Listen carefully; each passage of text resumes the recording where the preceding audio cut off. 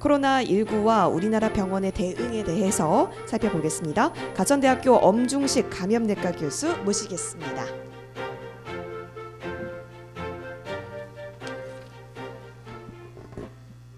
네, 안녕하십니까. 가천대길병원 감염내과 엄중식입니다. 저는 이제 감염내과 전문의이기도 하지만 현재 그 길병원 기획조정실장을 하고 있습니다. 그래서 실제로 그 병원에서 그 대응하는 과정에서의 상황들을 이 뒷부분에서 좀 말씀을 드리도록 하겠습니다. 그 4월 13일까지의 그 전반적인 우리나라 유행 상황입니다. 한 100일이 좀 넘는 걸로 되어 있는데요.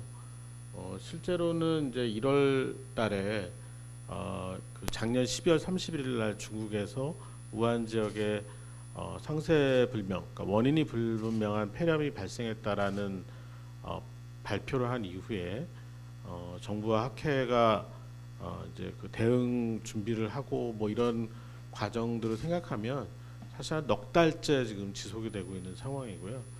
이런 상황에서 상당히 그 여러 가지 이벤트들이 있었습니다. 그러니까 처음 보는 상황들을 계속 마주치면서 진행이 됐어야 됐는데 뭐 그런 과정에서 지금 정말 그 근대사에서는 전쟁과 같은 상황을 제외하고는 계속해서 개학이 지금 연기가 되고 있죠. 학교가 운영이 정상적으로 이루어지지 않고 있고 또 여러 가지 그 사회적 거리두기라는 이름으로 해서 실제로 자발적인 그런 봉쇄에 가까운 상황을 경험하기도 했습니다.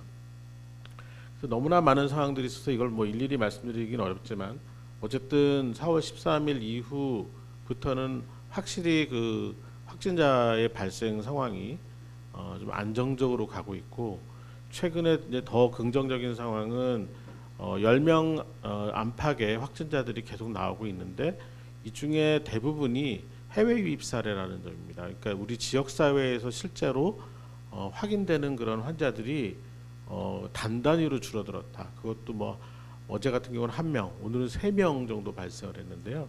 이런 부분들이 현재로서는 그 굉장히 긍정적인 신호를 주고 있는 그런 상황이라고 보겠습니다. 어제 질병관리본부, 그러니까 중앙방역대책본부에서 발표한 이제 자료입니다.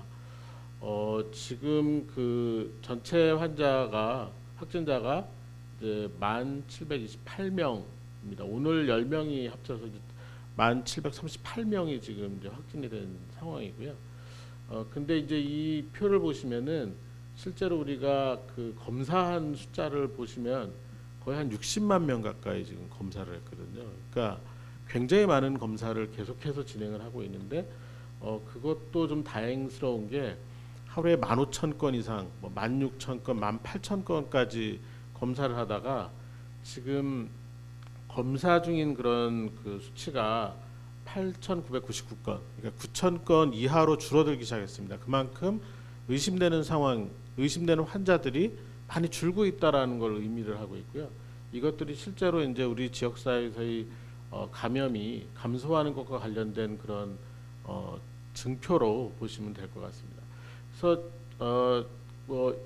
이렇게 2월 중순에 대구 경북 지역에서의 그 급격한 대량 환자 발생을 경험하면서 확진 환자는 3월 두 번째 주부터 이제 원만하게 줄어들고 있는 그런 상황이고, 그 다음에 이제 당연히 격리 해제자들이 늘어나고 있는 상황인데 보시다시피 근데 재밌는 거는 이렇게 확진자가 확 늘어난 다음에 일정 기간이 지나면서 격리 해제, 그러니까 치료가 끝난 사람들이 같은 비율로 이렇게 늘어나야 되는데 굉장히 답답하게 늘어나고 있습니다. 이게 뭐냐면 지금 그 PCR이라는 그 확진 검사 방법이 너무 예민해서인지 아니면 아직은 그 분명하지 않지만 실제로는 이제 치료가 다 끝났는데 죽어 있는 바이러스가 계속 PCR에서 잡히는 건지 명확하지 않지만 격리 해제하기에는 검사 양성이 좀 굉장히 오래 가고 있는 그런 거죠.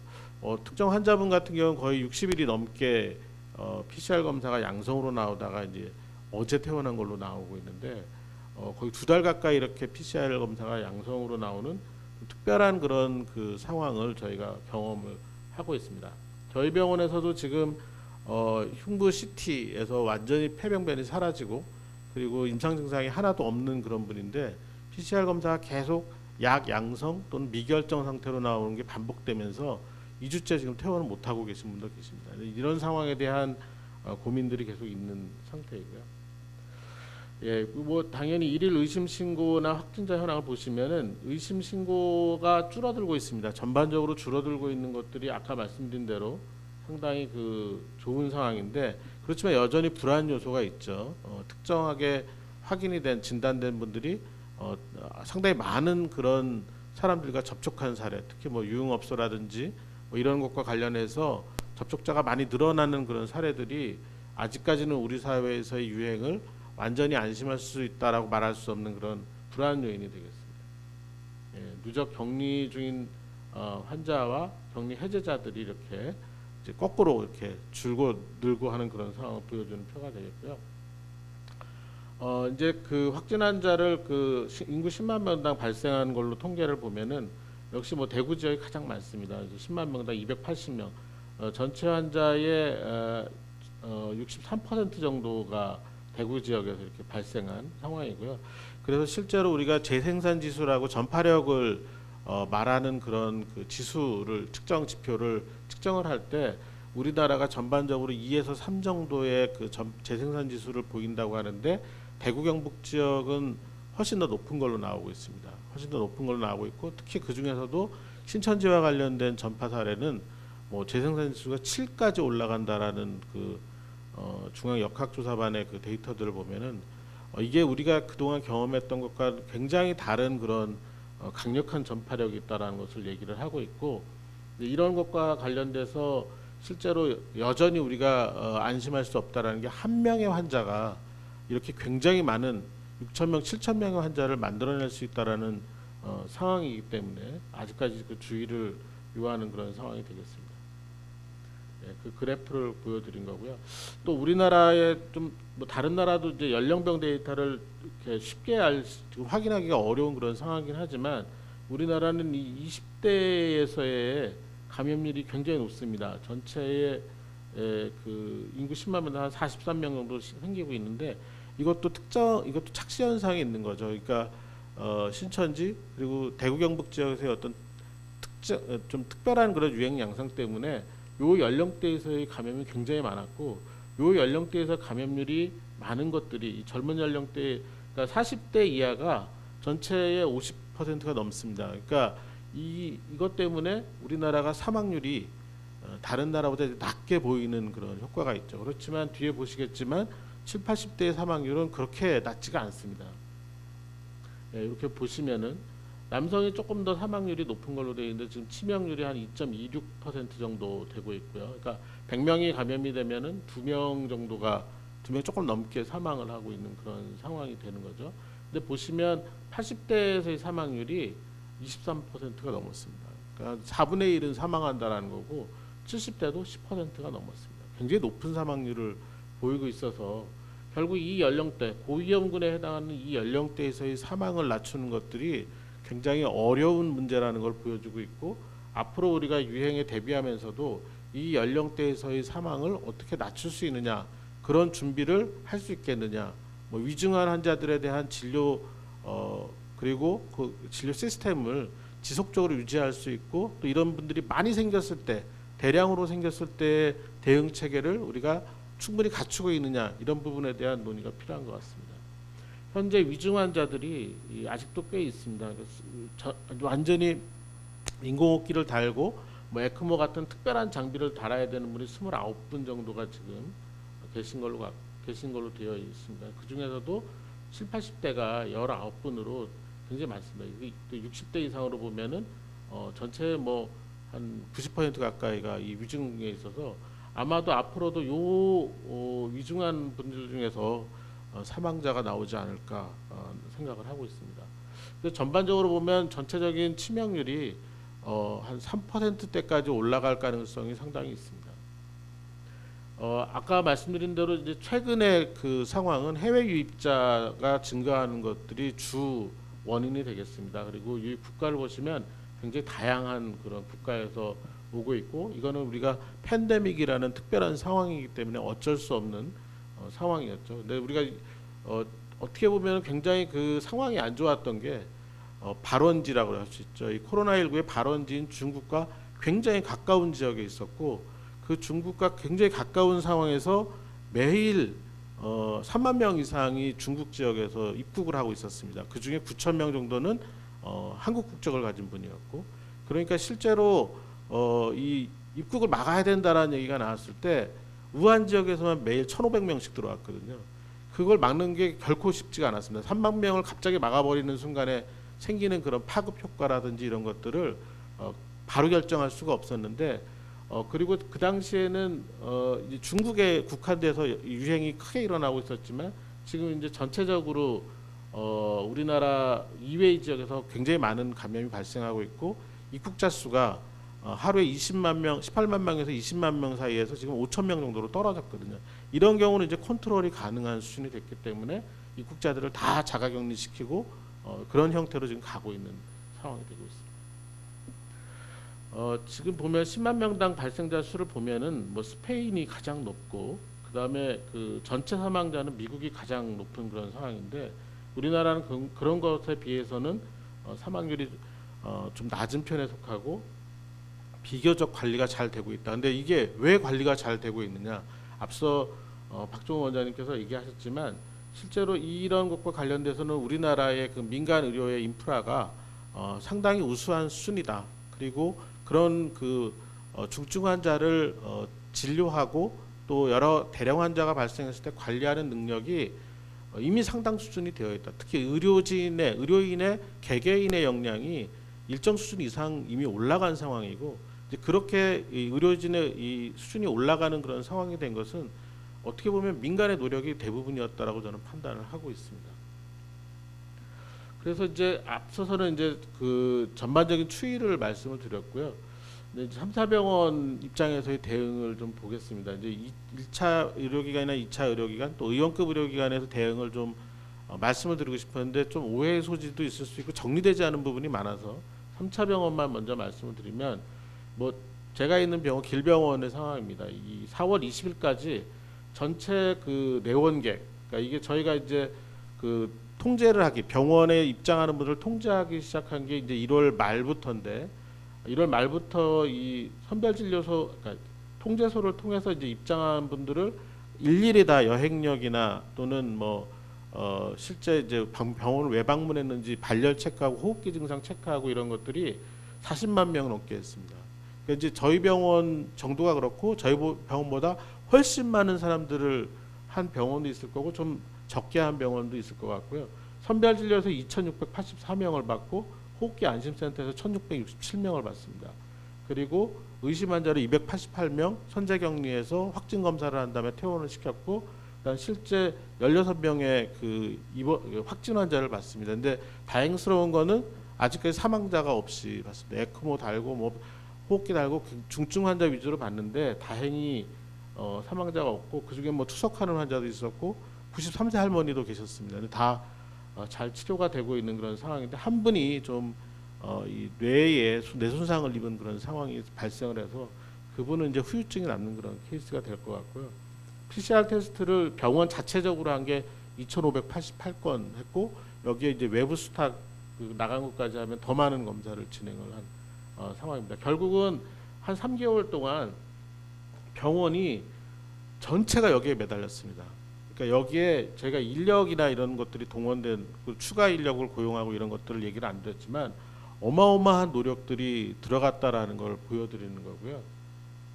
아마 이런 식으로 3차 병원이 모든 내원객을 통제하고 선별진료소와 호흡기 안심센터를 통해서 환자들을 분류해서 진료를 하고 또 실제 의심 환자, 확진 환자를 그렇게 체계적으로 보는 나라가 아마도 몇 군데 없을 겁니다.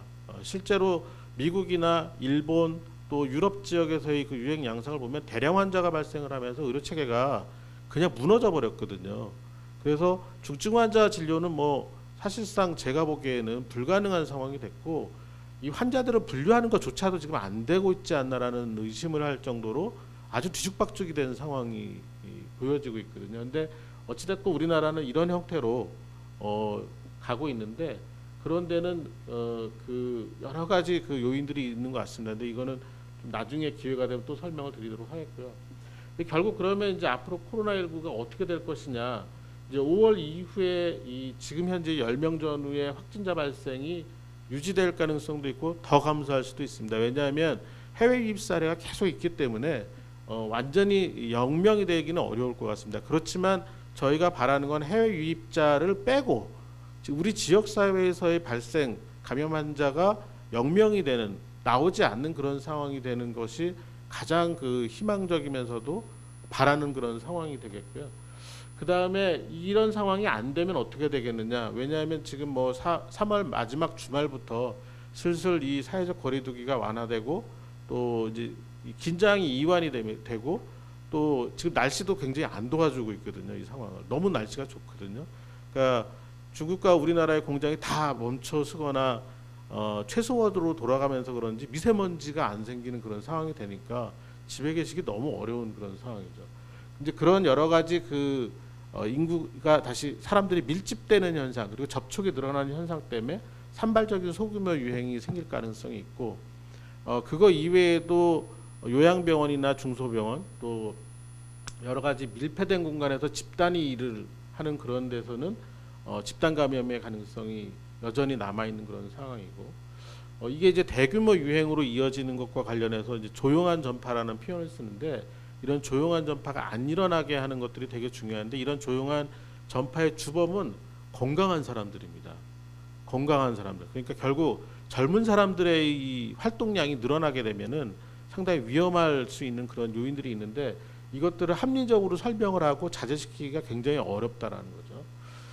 그리고 이제 마지막으로는 이제 이 유행이 계절성 유행으로 갈 것이냐 아니면 완전히 토착화될 거냐인데 이 부분은 참 설명드리기가 어려울 것 같습니다. 결국 우리가 사람에게 이미 기존에 있던 휴먼 코로나 바이러스가 있습니다. 감기의 원인이죠.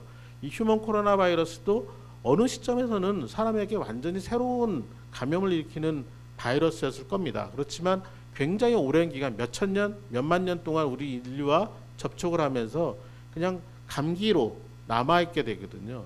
이런 휴먼 코로나 바이러스처럼 우리 인류와 공존하는 바이러스가 될 것이냐 이거는 상당히 오랜 기간 동안 지켜보는 수밖에 없기 때문에 이 부분에 대해서는 관심을 갖고 보고 여기에 대한 대응을 위해서 우리가 백신을 개발하고 항바이러스제를 개발하는 노력을 지금 굉장히 열심히 하고 있지만 어쨌든 이건 시간을 갖고 두고 보는 수밖에 없다라고 생각을 하고 있습니다. 그 앞으로의 대응인데요. 병원의 대응입니다. 이제 단기간의 대응을 보면 앞으로 위기 단계가 하향되는 지금 심각 단계에서 내려가는 그런 상황, 특히 이제 경계 단계나 주의 단계로 내려갈 수 있다면 병원 입장에서는 상당히 좀 그 부담을 줄일 수 있는 그런 상황이 돼서 방문객 통제도 완화시킬 가능성이 있습니다. 결국에는 어디서 온 누구인지를 다 일일이 적는 그런 게 아니라 열이 나거나 호흡기 증상이 있는지 유무만 체크를 하고 만약 이제 그렇게 열이 나거나 호흡기 증상이 있는 분들은 호흡기 안심 진료소로 보내서 선별해서 진료하는 그런 정도로 하고 실제 모든 방문객들에 대한 인적 사항을 다 확인하는 그런 상황에서 좀 벗어났으면 하는 게 바람이 되겠고요. 이제 그렇게 대응체계가 수정될 가능성이 있고 선별진료소 같은 경우도 이제 대형 병원 중심으로 선별진료소 주간 운영을 중단해야 되지 않나라는 얘기가 나오고 있습니다. 실제 선별진료소를 방문하는 사람들이 계속 줄어들고 있기 때문에 그렇지만 호흡기 안심진료센터의 경우에는 이게 상설화될 가능성이 있습니다. 지금 사스를 경험했을 때 중국 남부 지역하고 일부 지역 홍콩, 싱가포르 이런 데서는 아예 병원의 그 출입 자체를 동선 자체를 이 열성 호흡기 질환이 있는 사람 분리해서 셋업을 했거든요. 근데 우리는 지금 계속 병원 본관으로 들어와야 되는 문제 때문에 뭐 이런 호흡기 안심 진료센터를 컨테이너를 놓거나 어떤 가건물을 이용하고 그러는데 결국에는 이런 호흡기 안심 진료센터를 상설화해서 애초에 이런 호흡기 질환 환자가 병원으로 들어와서 병원을 폐쇄하거나 병동을 폐쇄하는 그런 일이 없도록 하는 그런 전략을 지금 마련하고 있는 것으로 알고 있고요. 환자 관리와 관련해서도 지금 10 내지 20% 정도의 외래 환자가 줄었습니다. 거의 모든 병원에서. 그래서 실제로는 굉장히 경영난이 심화되고 있기 때문에 병원들이 진료협력센터를 활성화해서 환자를 막 증가시키기 위한 노력을 할 텐데 그렇지만 모든 환자가 그냥 갑자기 쏠려 들어오는 그런 상황은 좀 막아야 되는데 이런 것들을 위해서는 의료 전달 체계가 지금 아직도 정비가 제대로 안 되고 있는데 이 부분에 대한 고민이 필요할 것 같고요. 그다음 이제 외래 진료 관리에 있어서도 열성 호흡기 질환자나 또 이 환자들이 대기하는 공간을 얼마나 이런 그 감염을 전파하는 걸 막기 위한 방법을 사용할 것이냐. 지금처럼 대기 공간에 바글바글하게 있으면은 한 환자가 확진자가 있으면 뭐 그냥 다 노출이 되는 거니까요. 그리고 환경 관리 어떻게 할 것이냐. 입원 환자 관리도 마찬가지가 되겠습니다. 직원 관리와 관련해서는 지금 관련돼 가지고 너무 많은 사람들이 사실은 트라우마를 많이 입고 있기 때문에 치유 프로그램이나 보상과 관련된 부분들을 준비하거나 시행을 해야 되고, 또 신종감염병과 관련돼서 여러 가지 직원 교육이나 훈련, 개인 보호를 위한 소모품 관리, 또 중증 환자 진료를 위한 시설 및 기자재 확충을 다음번에 대유행이 오는 거에 대해서 지금 준비를 해야 되는 상황이고요. 마지막으로 이런 신종감염병 대응 체계 개선과 관련돼서 중장기적인 대책을 여러 개를 좀 확인을 해야 됩니다. 음압격리실 운영 개선이나 확충이나 또는 대량 환자 발생 시에 지자체 간에 어떤 형태로 병상 확보를 할 수 있는지 의료기관하고 논의를 해야 돼서 되는 부분이 있고, 또 의료기관의 역할 분담, 의료진 교육과 훈련들이 지속적으로 좀 이루어져야 되겠고요. 신종감염병 대응 관련해서 병원들이 환자가 줄어서 오는 경영 손실도 있지만 뭐 여러 가지 기자재나 이런 것들을 다 확충하는 과정에서 굉장히 많은 돈을 지금 들였습니다. 이런 것과 관련돼서 보상 체계가 확립이 안 돼 있습니다. 그냥 그때 정하고 있는데, 앞으로는 이런 감염병이 생겼을 때 어떻게 보상한다라는 기본적인 원칙을 정부가 제시를 하면 이 병원들이 좀 더 적극적으로 참여하고 안정적으로 지원을 할 수 있지 않을까 이렇게 생각을 해서 이런 부분에 대해서 말씀드렸습니다. 예, 감사합니다. 네, 감사합니다. 현재 실시간 채팅방에서요, 또 여러 가지 질문들을 보내주시고 계십니다. 첫 번째 질문부터 답변 부탁드리도록 하겠습니다. 내일이면 코로나19 국내 발생이 100일째를 맞이합니다. 한국의 방역 대책은 세계적으로도 성공적이라는 평가를 받고 있는데 그럼에도 부족한 점은 없었는지 종합적인 평가를 부탁드린다라는 코멘트가 있었습니다. 교수님 어떻게 생각하시는지요? 질병관리본부를 중심으로 한 방역 체계는 조금 우리가 메르스의 경험 때문에 일정 수준 올라갔습니다. 그렇지만 2016년도 이후에 5개년 계획을 세워서 방역체계 개편안을 진행을 했는데 이 중에 상당수는 진행이 안 된 것들이 있습니다. 결국 감염병 전문병원 같은 것들이 설립이 안 되었고, 그 다음에 이런 특별한 그런 상황, 신종감염병의 대규모 유행이 있을 때 중앙정부하고 지자체가 어떻게 역할 분담을 할 건지에 대한 얘기도 정리가 안 돼서 대구 경북 지역 같은 경우는 큰 혼란을 한 일주일 정도 겪고, 그런 과정에서 방역이 흔들리는 그런 상황이 생겼거든요. 그래서 이런 부분에 대한 정리가 필요하고요. 마지막으로는 지금 중소기업 또 소상인들 이런 분들 또 전체 국민들에 대한 어떤 재난에 대한 보상 또는 이 비용 지원 같은 것들을 열심히 하고 있는데, 실제 이런 어떤 방역에 가장 최일선에 있는 주체가 되는 병원들에 대한 보상 체계나 이런 것들이 여전히 그때그때 정해지고 있는 이런 부분들이 앞으로 좀 크게 변화를 해야 될 부분이라고 생각을 합니다. 알겠습니다. 부족한 점 짚어봤는데 또 추가적인 질문으로 잘한 점도 꼽아주셨으면 좋겠다라는 댓글이 있었습니다. 정부가 잘한 점은 그래도 그동안에 음압격리실 같은 것들을 이제 법적으로 마련을 하게 한 부분들이 있어서 우리가 이런 음압격리실을 아주 요긴하게 이번에 사용을 했죠. 그리고 또 하나는 비축물자와 관련된 대비를 어느 정도 했습니다. 그래서 개인 보호구라든지 이런 것들이 아주 모자라거나 이런 상황이 안 되게 했고요. 그다음에 정부가 잘한 것도 있지만 실제로는 우리나라 의료진들이 좀 남다른 부분이 있는 것 같습니다. 어떤 소명 의식이나 이런 것들이 있어서 대구 경북 지역에서 문제가 있다고 하니까 3,000명 이상이 자원 활동을 가고, 이런 어떤 그런 기본적인 시민 의식 이런 것들이, 또 이 의료진의 의식 이런 것들이 결국 아직까지는 성공적이라고 평가하는 부분들의 원인이 아닌가 이렇게 생각을 합니다. 네, 알겠습니다. 이렇게 종합적으로 좀 아쉬웠던 부분 그리고 잘했던 부분 살펴봤습니다. 엄중식 감염내과 교수 함께하셨습니다. 고맙습니다. 감사합니다.